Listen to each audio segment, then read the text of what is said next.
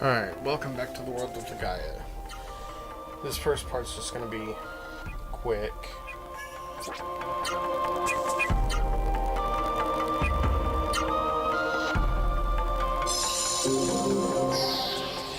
Pausing in the middle of fishing to go back to Usha Research Center.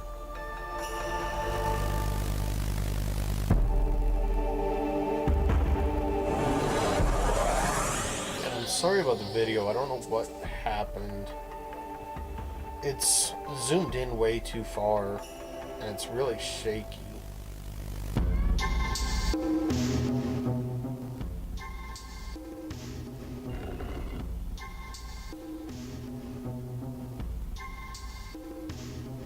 See, it wasn't zoomed in that far when I recorded it, so I don't know what happened.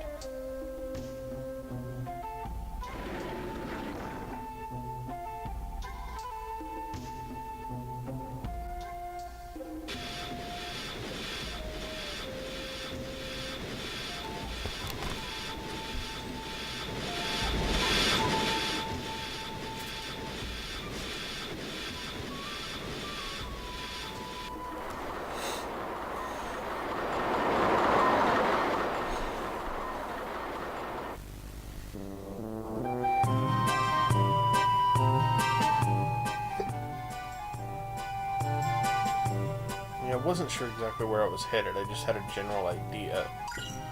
And then I saw that. And that's what I was going up there for, was that legendary rod. It helps make my fishing a lot easier.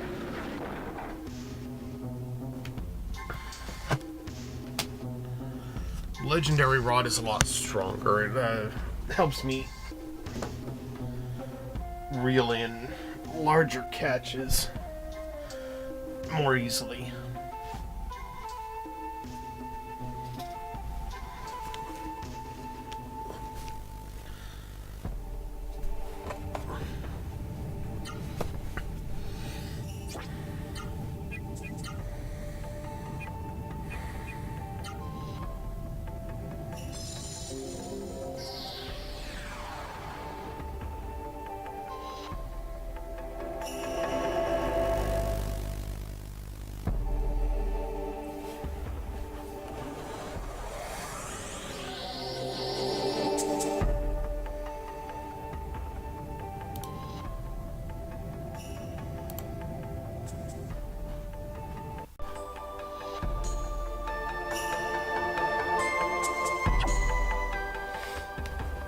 Alright. So, I don't actually have 20,000 points. I don't have the water egg. I do have just over 10,000 points. So, I'm getting closer. I'm a little over halfway there.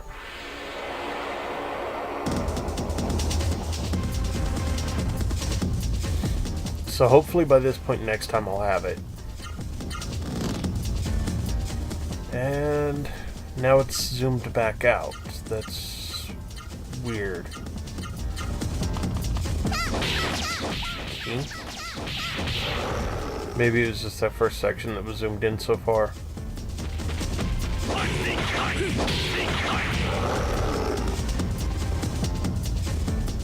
Anyway.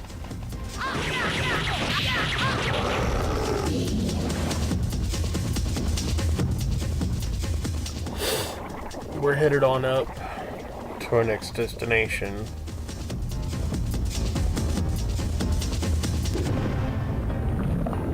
Not really a lot going on except for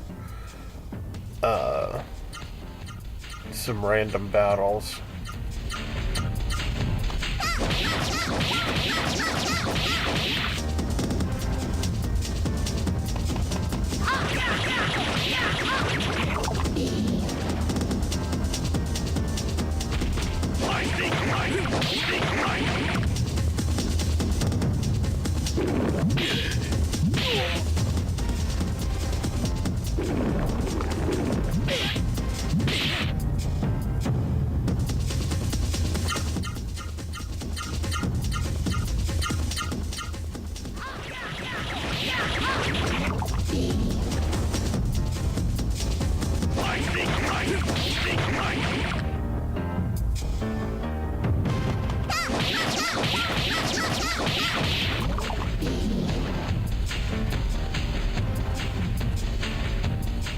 Took those out pretty easy. And since that one divided, we got a lot more experience and gold for it.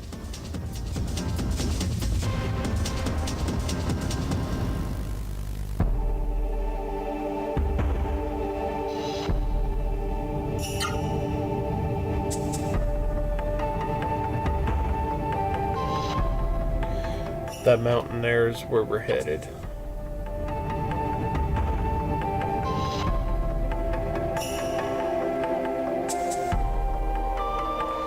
And see, once we get up here, we start encountering some new enemies.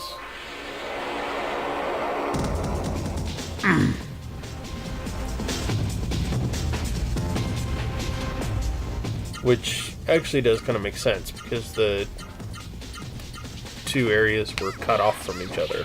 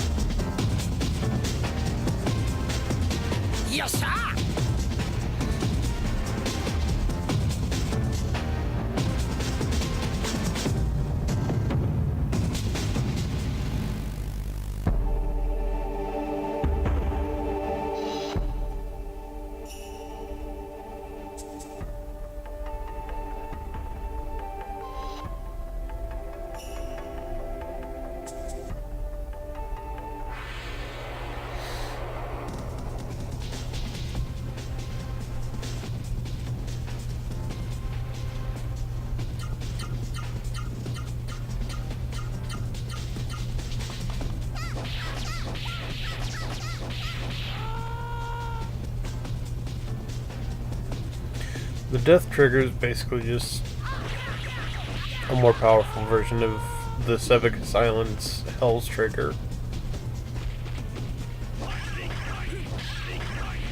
And the giant rat is obviously an upgraded version of the Kabuki rat.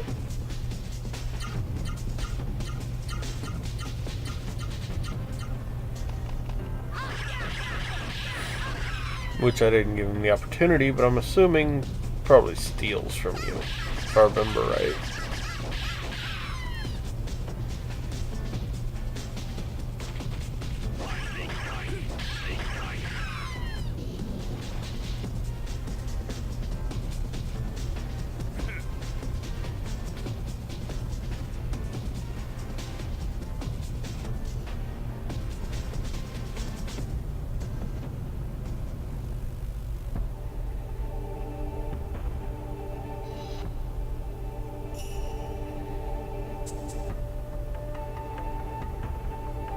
Can't pass through that way, so on up to the mountain.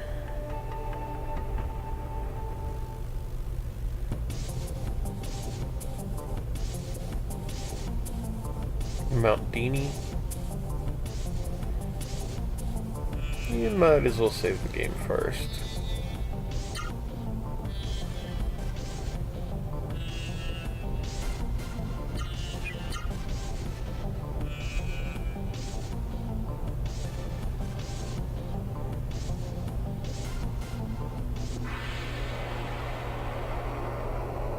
And of course we get attacked walking up to the gate.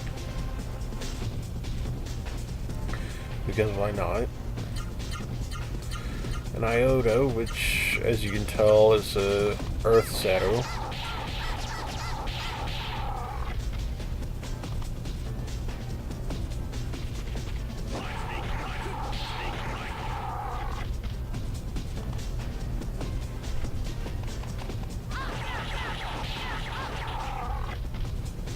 That was a surprise. I wasn't expecting that.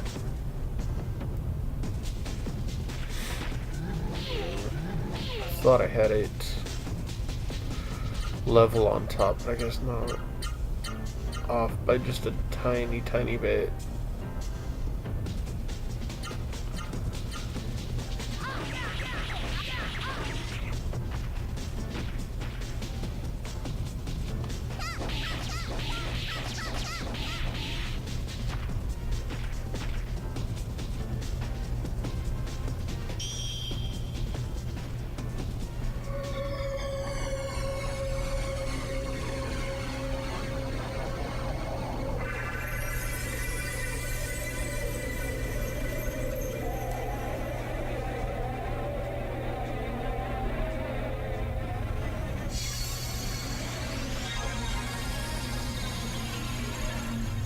And not only does this restore HP, but if any of my party members were down, if they were KO'd, it would revive them as well.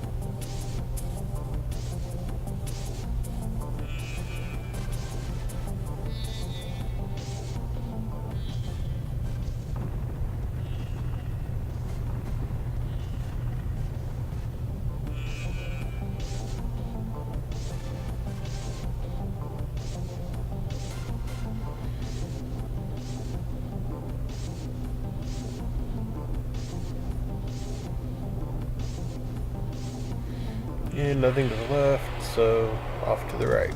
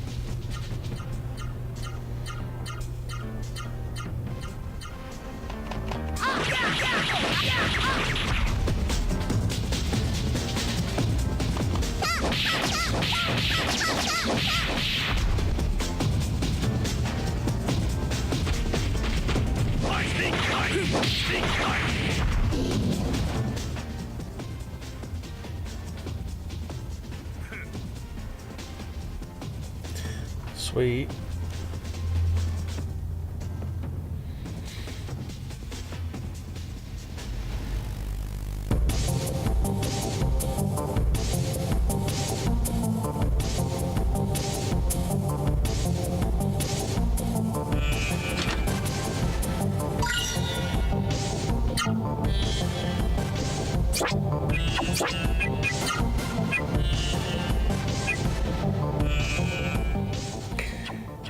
Yeah, the unholy icon allows you to penetrate an enemy's defense, but honestly, you still only deal like a percentage of the total amount of damage if the enemy is blocking. Whereas with the target chain, you really don't have to worry about them blocking at all, because they don't. I mean, I suppose not using the target chain would make things a little more difficult. But why would you ever want to do that?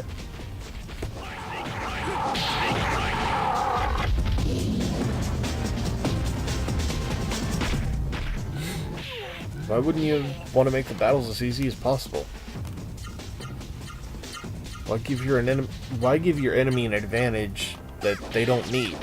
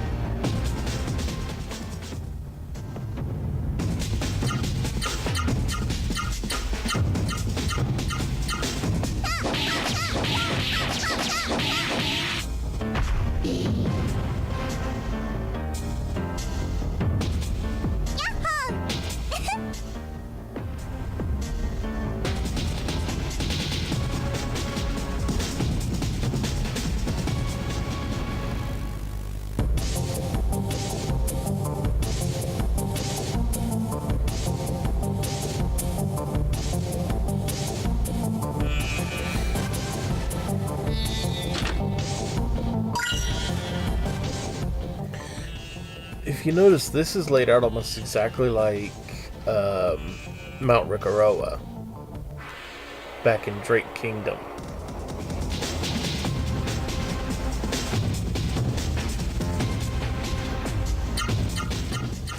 And I don't know if it was lack of imagination, reusing it to save space, what? But yeah, the layout's basically identical.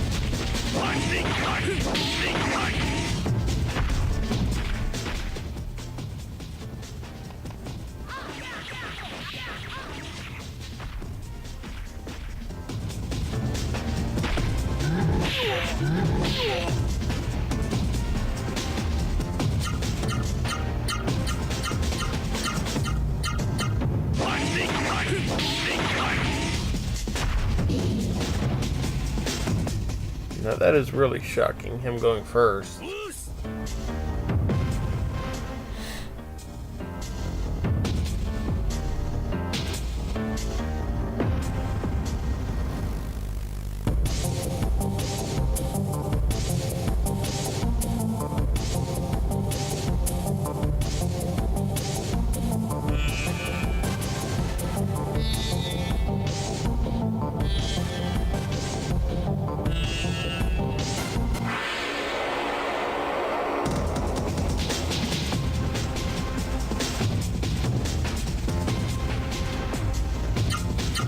Now Mushura and Anayota, 2 Earths Zero.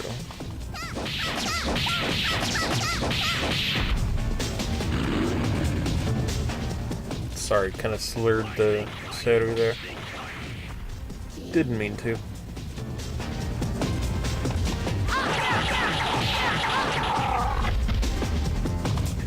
Forgot to heal on that first round like I should have.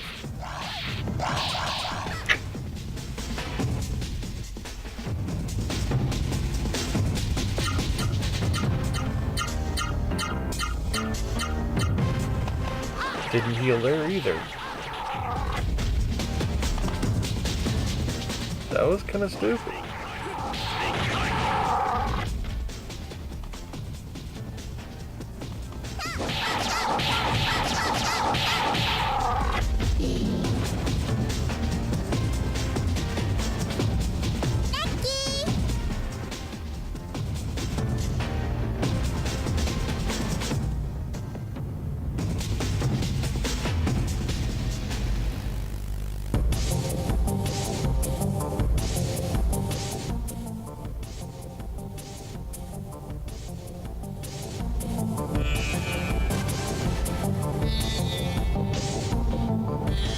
Now, earlier, I would earlier in the game, I would often let their health get low for two reasons. One, because the healing items would actually restore so much of their health that it was kind of pointless not to use them, or it was kind of pointless to use them before their health got really low. And also because it seems to me, and I don't know, it could just be my perception, it could be something built into the game, but it seems like if you let their health get low more often, that they actually, like their defense goes up or something. Like they stop receiving as much damage, they start blocking more. I don't know, that could just be my perception. But finally healing.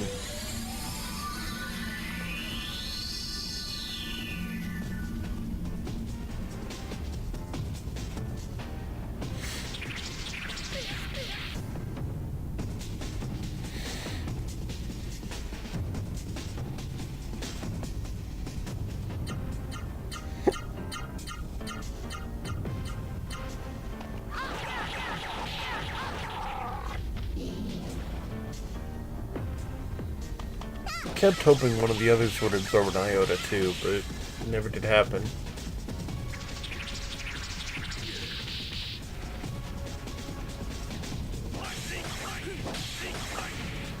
Even with the accessory, can't think of what it's called, where I use 25% less MP, summoning horns still takes a lot of MPs.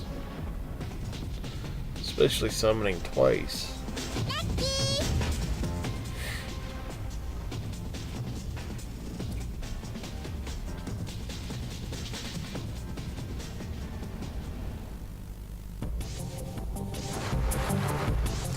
And if you're wondering why I'm headed back down the mountain, it's because I thought I saw something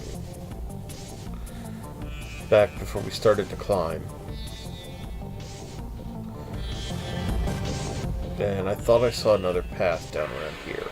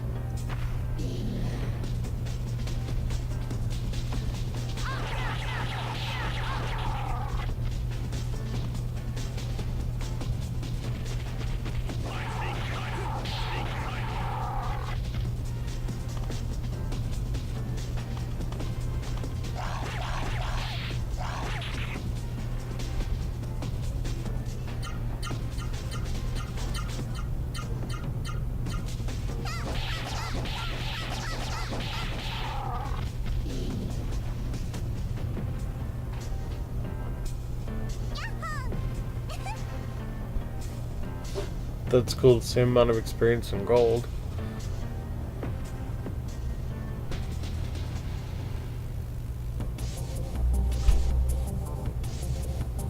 Yeah, it turns out there's not another path there.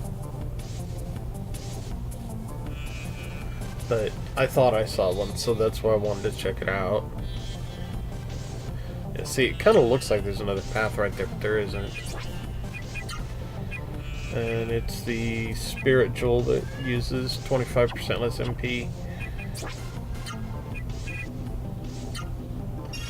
That's what I was checking on, make sure that he had that equipped.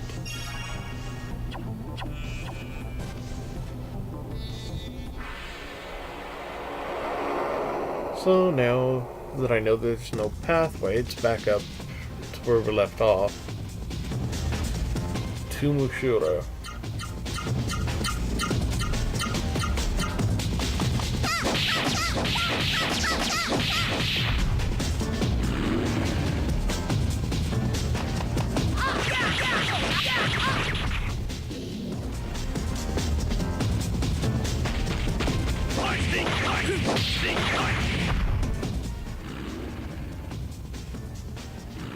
I seem to recall, and I could be wrong,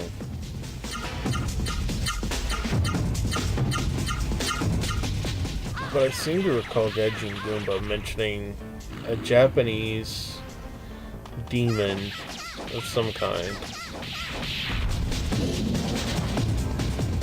that, like, rode a motorcycle or sounded like a motorcycle, something like that.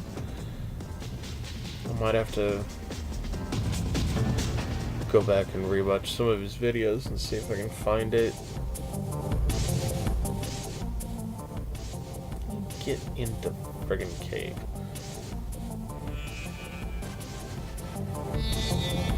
Alright, back up to where we left off. Right before the exit. Every time.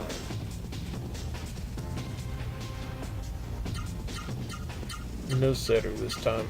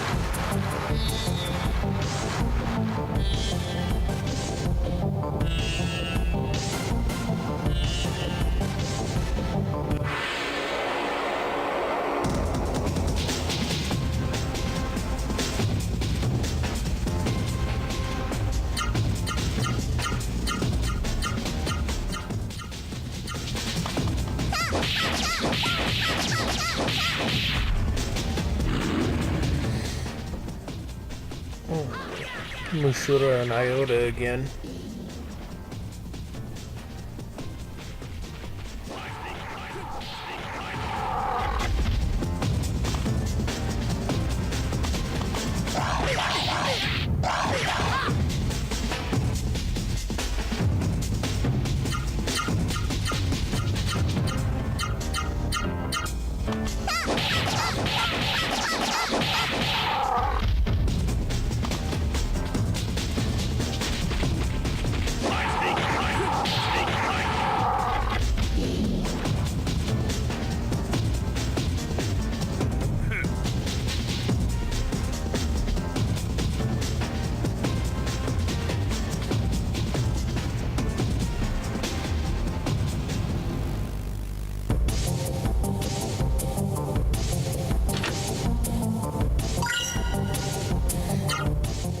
Prevents all abnormal status effects.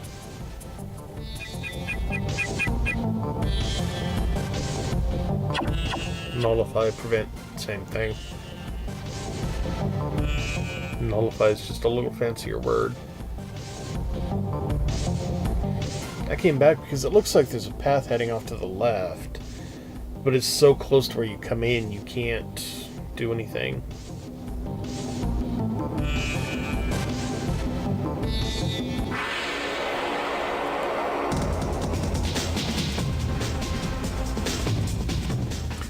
To Mushura.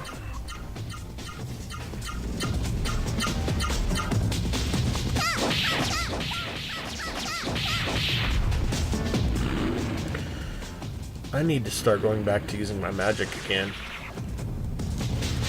Building up the levels of the setter that I've collected.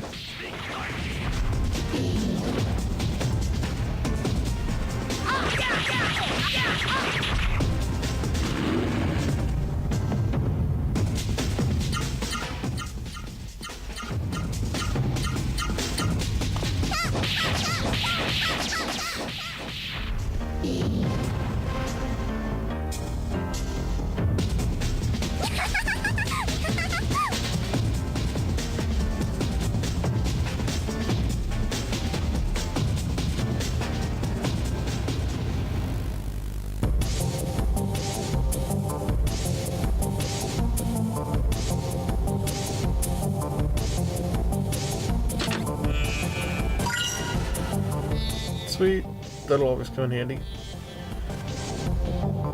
Even with all the healing setter, it's really nice to have healing items. Either you're low on magic, or, you know, sometimes I just don't even feel like using magic. Sometimes I just want to use my items.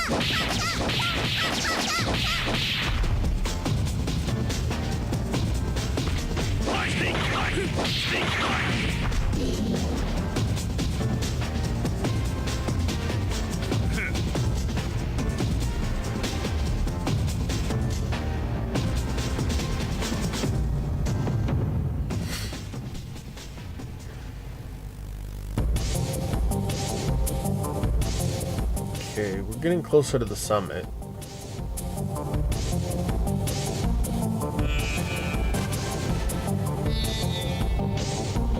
Got the treasure chest. Those are always nice. Good luck, Bell.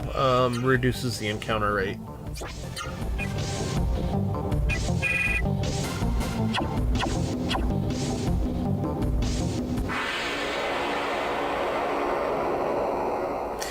Getting attacked right there kind of made me want to use it, but I didn't.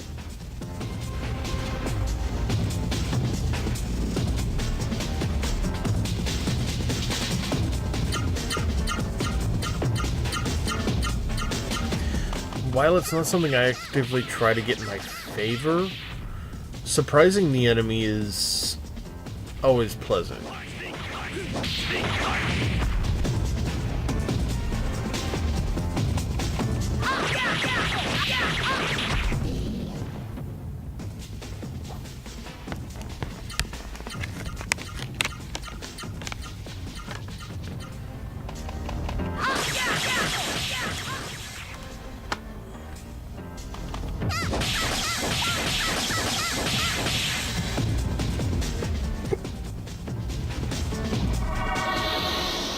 That ain't gonna help you much.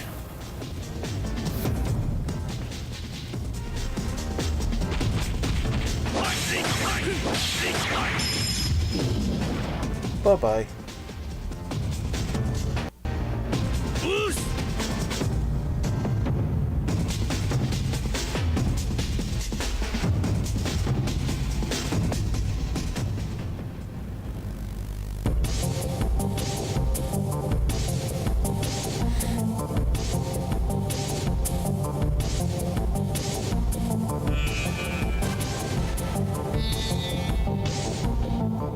always good to save your game every chance you get.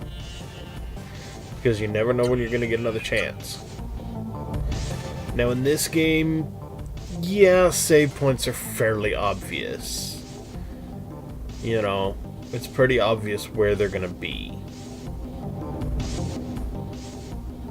And even though there's no boss battle up here, in fact there's no battle at all, we're at the summit. Of course there's going to be a save point right there.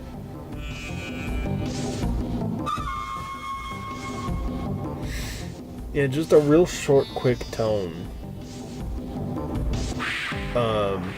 Which kind of makes sense. You wouldn't want to play an entire, like, melody while you're waiting for somebody to rescue you. But the fanfiction story Whispers of the Water has an entirely different take on it, including how you obtain the flute.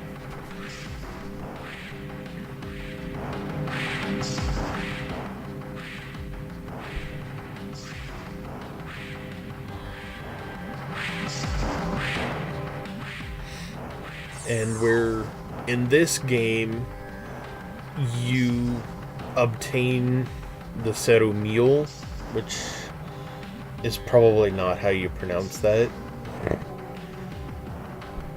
but that's what I'm familiar with, being English speaking, so that's what I'm going to go with for now. Where you obtain that from the water egg by fishing at the fishing spot in Buma and obtaining 20,000 points. In Whispers of the Water, one of the characters actually obtains it from the Genesis tree in Jeremy.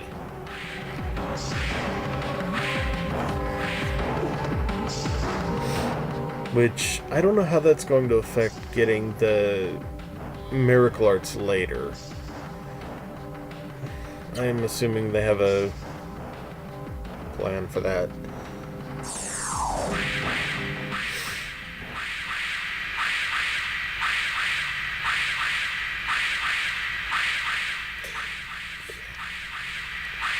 The animation doesn't exactly look gentle.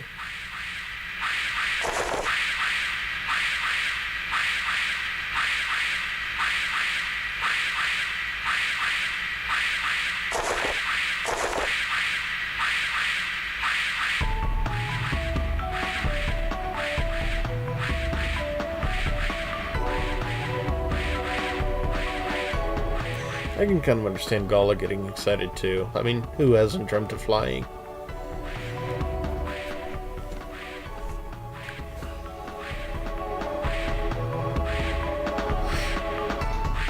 I know I've said it before and I'm gonna keep saying it. I'm gonna keep repeating it until it happens. They need to remake this game. Completely remake it from scratch, HD remaster, something.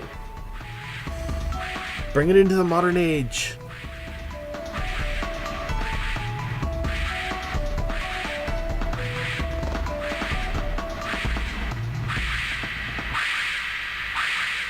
We've had 2 whole console generations come and go, and we've got a 3rd one getting ready to go.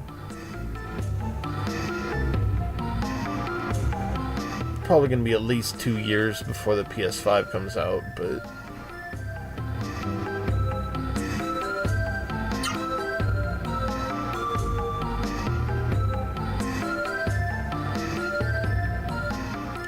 honestly, I'm expecting more like it'll be announced in 2 years, and then it'll be 2 or 3 years down the road before it actually comes out. I really hope they do go back and make the PS5 backwards compatible with all previous systems. I don't know what kind of work that would entail, but I think they should do it anyway. I mean, Xbox made their latest system backwards compatible. And look how much fans are clamoring over that, so And that was one of the huge selling points for the PlayStation 2. Aside from the fact that it had a DVD player, was the backwards compatible thing. That was kind of the big thing for put the PS2 leagues ahead of every other system that was out at the time. Which I believe, let me see, the PS2, yeah, Sega had just put out a new system, Nintendo had just come out with the new system,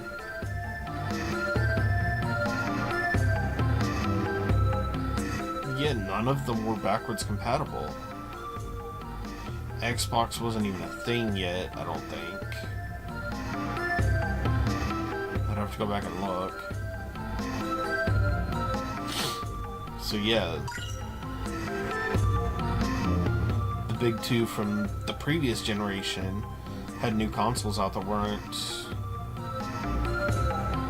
backwards compatible, and the PS2 was, so combine that with the fact that it had a DVD player, and something like, I don't know, like 48-50% of the people who bought a PS2 bought it primarily for the DVD player because it was cheaper than buying a standalone DVD player. Anyway, I'm getting off on something completely different. Back to the game.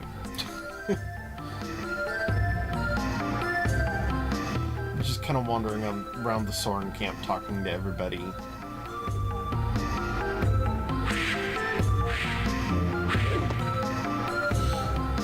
Every time you cross a bridge the first time, you have to sit and... Sorry, you have to sit and watch either somebody take off or somebody land. And selling a few things I'm not going to use anymore, or never did use.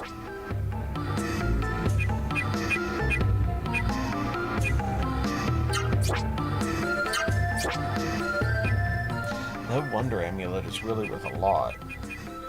I was looking at the point card, I wanted to see if I could see how many points there were, but not from here. I would actually have to go into my inventory and see.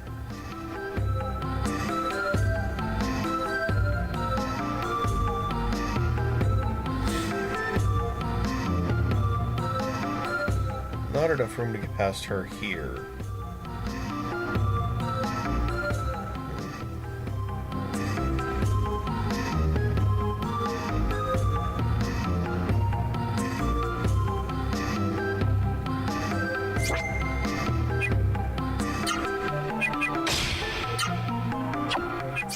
And see, there it pops up how many points I have. In spite of how many points that I used, which was 20,000 minus 2, because it's 9,999, so it's 1 point short of 10,000, and I used it twice for the same amount. So yeah, just shy of 20,000. I've still got over 8,000 points.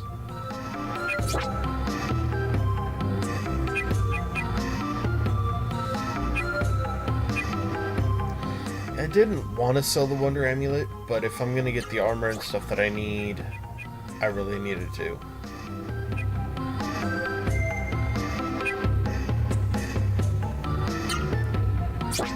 Along with that metal gem.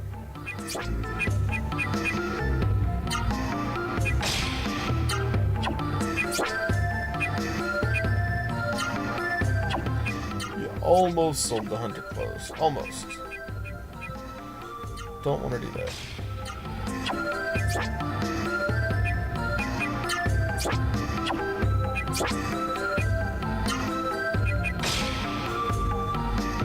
Fortunately, that was all I needed to buy.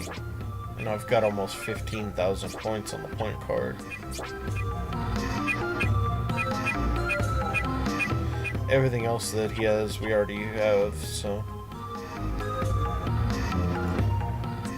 Go up, yeah, I have to go up around there to get to that treasure chest.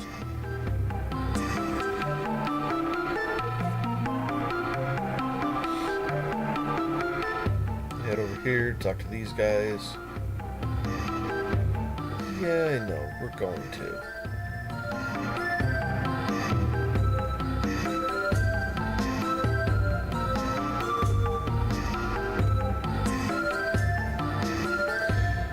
Yeah, I doubt it's going to help us because we already have all of our martial arts.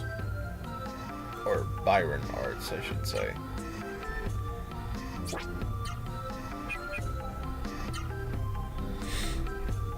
Taking the Door of Wind, I'm going to Jeremy. I'm going to go up to the Genesis tree. Of course, when I get there, nothing's going to happen because it's too early in the game. But there comes a point later, and for those who've never played this game before, or those who haven't don't remember, I'm not going to spoil when that point is. But there will come a point later where we have to return to Jeremy, and that's where we get our... That's where Vaughn gets his miracle art, I believe.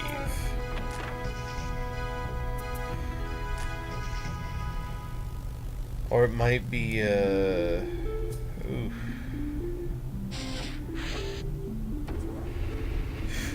It might be his Raseru spell. I don't remember.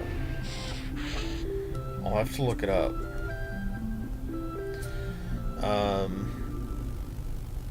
There's a reason we have to come to Jeremy to get it. But I'm not going to say what that is, because it spoils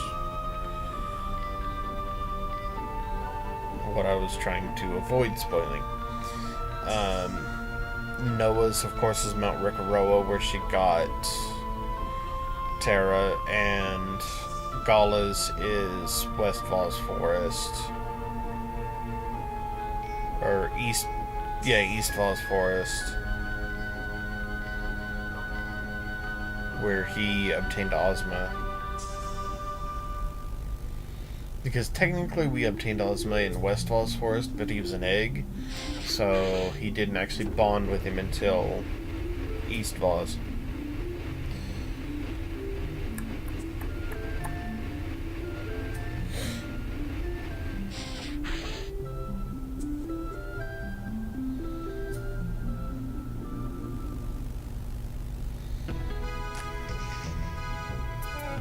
So now it's back to the Soren camp.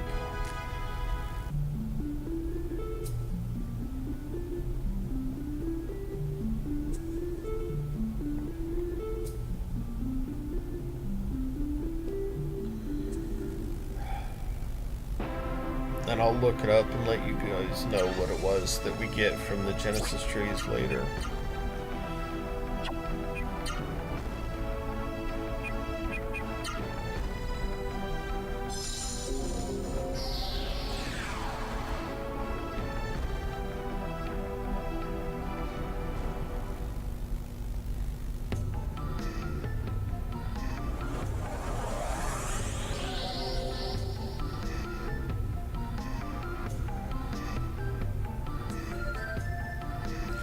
Alright, and here's where we're going to call it a night.